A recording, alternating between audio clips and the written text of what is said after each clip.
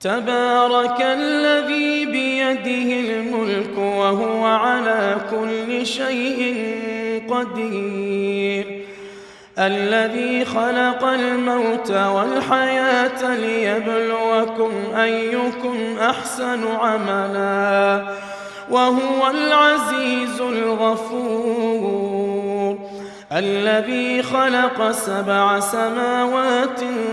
طباقا ما ترى في خلق الرحمن من تفاوت فارجع البصر هل ترى من فطور ثم ارجع البصر كرتين ينقلب إليك البصر خاسئا وهو حسير ولقد زينا السماء الدنيا